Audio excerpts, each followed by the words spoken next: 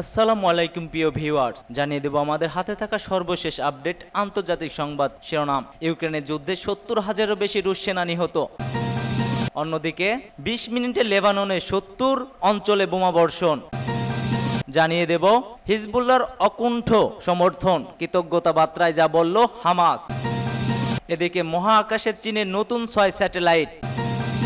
সর্বশেষ জানিয়ে দেব সমাবেশকে বাঁচা মরার উল্লেখ করে সফল করার আহ্বান সাবেক পাকিস্তানি মন্ত্রী ইমরান খানের। এতক্ষণ শুনছিলেন সংবাদ শিরোনাম, এবার বিস্তারিত। তার আগে ভিডিওটি ভালো লাগলে অবশ্যই একটি লাইক করবেন এবং চ্যানেলটিকে সাবস্ক্রাইব করে দেবেন। কে কোথা থেকে আমাদের ভিডিও দেখছেন অবশ্যই জানিয়ে দেবেন। ইউক্রেন যুদ্ধে ৭০,০০০-এর বেশি রুশ সেনা নিহত। বিবিসি তথ্য অনুযায়ী ইউক্রেনে নিহত ৭০,১১২ রুশ সেনার নাম শনাক্ত করতে পেরেছে তারা। তবে নিহত সেনার প্রকৃত সংখ্যা উল্লেখযোগ্যভাবে বেশি বলে ধারণা করা হচ্ছে, কেননা কিছু পরিবার তাদের নিহত স্বজনদের বিষয়ে বিস্তারিত তথ্য শেয়ার করেনি। এই বক্তৃতায় যাদের বিষয়ে তথ্য যাচাই করা যায়নি তাদের নাম নিহত সেনাদের তালিকায় অন্তর্ভুক্ত করা হয়নি। আবার যারা ইউক্রেনে রাশিয়ার দখল করা দত্তস্থ ও লুহান অনস্তক নিহত হয়েছে তাদের নামও যুক্ত করা হয়নি। নিহত রুশ সেনাদের মধ্যে ১৩,৭৮১ জন স্বেচ্ছাসেবী, যা মোট নিহতের সংখ্যা প্রায় ২০%। স্বেচ্ছাসেবীর এ সংখ্যা নিহত রুশ সেনাদের অন্য সব ক্যাটাগরিকেই ছাড়িয়ে গিয়েছে। ইউক্রেনের যুদ্ধে অংশ নেওয়া রুশ সেনাদের মধ্যে রয়েছে ওই সব অপরাধী যারা সাজা মৌকুফের বিনিময়ে এতে যোগ দিয়েছে। নিহত রুশ সেনাদের মধ্যে আগে এই শ্রেণীর সেনারা সংখ্যায় সবচেয়ে বেশি ছিল বলে ধারণা করা যাচ্ছে। এখন তাদের সংখ্যা দাঁড়িয়েছে ১৯%। আর যুদ্ধে অংশগ্রহণকারী সাধারণ বেসামরিক সেনা সদস্যের হার ১৩%। গত বছরের অক্টোবর থেকে প্রতি সপ্তাহে নিহত স্বেচ্ছাসেবীর সংখ্যা ১০০ এর নিচে নামেনি। কোনো সপ্তাহে এ সংখ্যা ৩১০ জন পর্যন্ত রেকর্ড করা হয়েছে। এদিকে যুদ্ধ ইউক্রেনে নিহত সেনাদের বিষয়ে কদাচিৎ মন্তব্য করে থেকে দেশটি গত ফেব্রুয়ারিতে ইউক্রেনের প্রেসিডেন্ট ভ্লাদিমির জেলেনস্কিও বলেন, রাশিয়ার সঙ্গে যুদ্ধে তাদের ৩১,০০০ সেনার প্রাণ হারিয়েছে। তবে মার্কিন গোয়েন্দা তথ্য অনুযায়ী এর সংখ্যা আরও বেশি হতে পারে। রিনাত খুশনিয়ারভের কাহিনী ইউক্রেন যুদ্ধে নিহত রুশ সেনাদের অনেকের অবস্থার উদাহরণ হিসেবে উল্লেখ করা যেতে পারে। রাশিয়ার বাস্কোস্টোতে ইউফা এলাকার বাসিন্দা খুশনিয়াভ পরিবারের সদস্যের অন্য জোটাতে একটি ড্রাম ডিপো ও একটি কাঠের কারখানায় কাজ করতেন। ৬২ বছর বয়সের খুশনিয়াভ গত নভেম্বরে ইউক্রেনের যুদ্ধে করতে রুশ সেনাবাহিনীতে যোগ দিয়েছেন। পরে ইউক্রেনে গিয়ে লড়াই শুরুর পর ৩ মাসের কম সময়ে বেঁচে ছিলেন তিনি। গত ৭ই ফেব্রুয়ারি তিনি নিহত হয়েছেন। যুদ্ধ শুরুর পর থেকে প্রতিদিনে ইউক্রেনে নিহত রুশ সেনাদের নাম, শ্রেষ্ঠ ও ছবি নিয়ে খবর রাশিয়ার বিভিন্ন গণমাধ্যম ও সামাজিক যোগাযোগ মাধ্যমে প্রকাশ হচ্ছে। বিবিসি রাশিয়া ও স্বাধীন ওয়েবসাইট মিডিয়াগুলোতে নিহত ওই সেনাদের নাম অংশগ্রহণ করেছে, যার পাশাপাশি সরকারি বিভিন্ন প্রতিবেদন ও উন্মুক্ত সূত্রগুলো থেকে সংগ্রহ করা হয়েছে নিহত সেনাদের নাম। পরে সরকারি কর্তৃপক্ষ ও নিহত সেনাদের আত্মীয় স্বজনের কাছ থেকে পাওয়া এ সংক্রান্ত তথ্যগুলো যাচাই করেছে বিবিসি। বিভিন্ন সমাজবিধি খোরা নতুন করেও ইউক্রেনে নিহত রাশিয়া সেনাদের নাম সংগ্রহের ক্ষেত্রে সহায়তা করেছে, কেননা কবরগুলো সাধারণত রুশ প্রতিরক্ষা মন্ত্রণালয়ে সরবরাহ করা পতাকা ও পুষ্পমাল্য দিয়ে চিহ্নিত করা থাকে। এদিকে ২০ মিনিটে লেবাননের ৭০ অঞ্চলে বোমাবর্ষণ। আগ্রাসনের মাত্র ২০ মিনিটের মধ্যে দেশটির ৭০ অঞ্চলে ব্যাপক বোমাবর্ষণ করা হয়েছে। আরব গণমাধ্যম জানিয়েছে, তেল আবিবের অপরাধী শাসক গোষ্ঠী লেবাননের উপর ধারাবাহিকভাবে এ হামলা চালিয়ে আসছে। ইসরায়েলি মিডিয়া সূত্র জানায়, ইসরায়েলি বাহিনী এই আক্রমণের সময় লেবাননের ৭০টি অঞ্চলে বোমাবর্ষণ করেছে। সেই সঙ্গে এ হামলা হিজবুল্লাহর ৫০টি লক্ষ্যবস্তু ধ্বংস করা হয়েছে বলে তারা দাবি করেছে।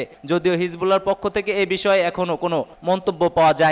লেবাননের সশস্ত্র গোষ্ঠীর গত বছরের ৭ অক্টোবর থেকে ইসরায়েলি সামরিক অবস্থানগুলোতে নিয়মিত হামলা চালিয়ে আসছে, যা মূলত অবরুদ্ধ গাজা এবং দক্ষিণ লেবাননে ইসরায়েলের আগ্রাসনের প্রতিশোধ হিসেবে পরিচালিত।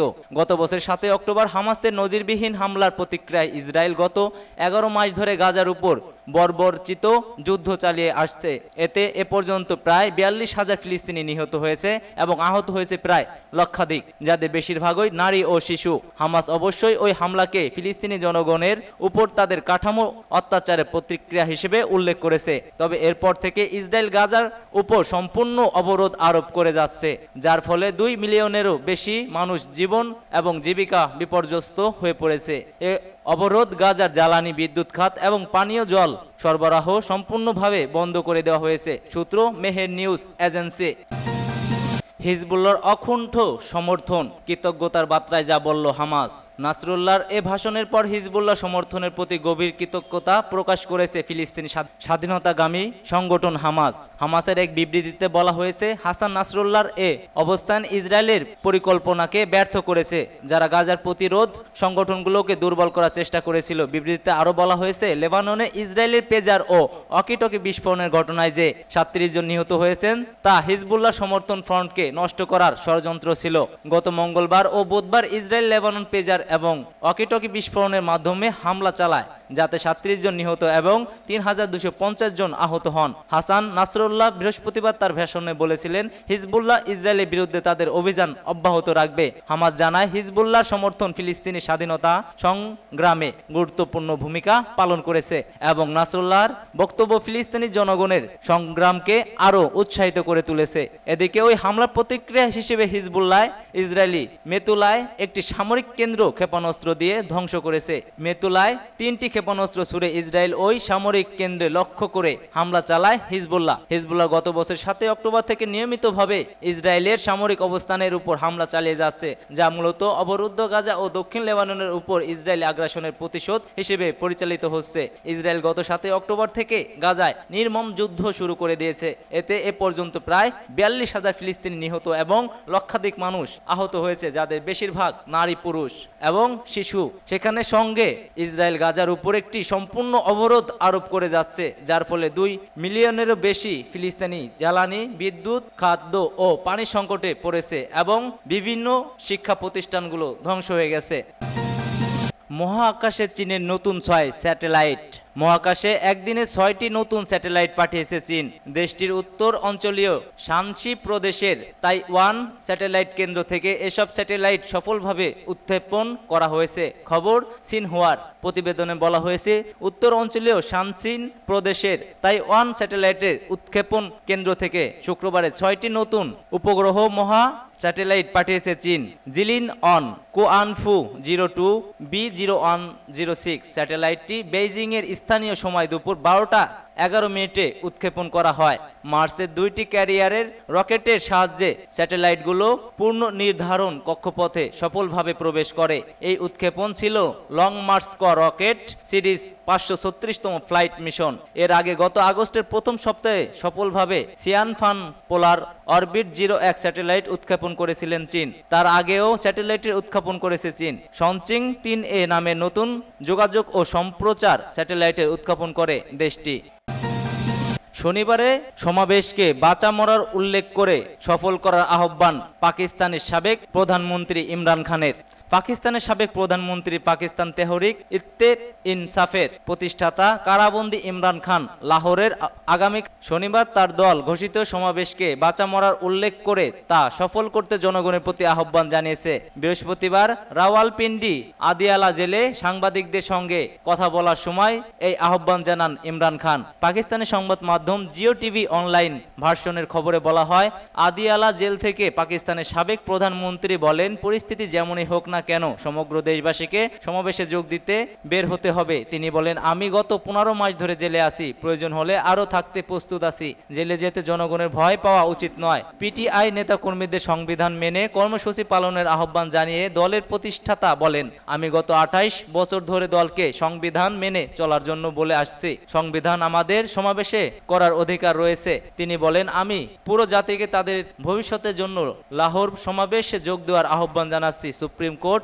শেষ প্রতিষ্ঠান যেখানে জনগণের প্রত্যাশা রয়েছে। সুপ্রিম কোর্ট ধ্বংস হলে পাকিস্তান একটি ব্যর্থ রাষ্ট্র পরিণত হবে। ইমরান খান বলেন, সুপ্রিম কোর্টের ধ্বংসের মানে গণতন্ত্র ধ্বংস হয়ে যাওয়া, আর গণতন্ত্রকে ধ্বংস করা মানে স্বাধীনতাকে ধ্বংস করে দেওয়া। স্বাধীনতা ধ্বংস হলে মানুষ দাস হয়ে যাবে। সংবিধান সংশোধনের চেষ্টায় কাঠামোর সমালোচনা করে তিনি বলেন, সংবিধানের প্রস্তাবিত সংশোধনী নিয়ে পূর্ণ আলোচনা হওয়া উচিত ছিল। রাতের অন্ধকারে সংশোধনীর পিছনে উদ্দেশ্যটি এখন জানা গিয়েছে।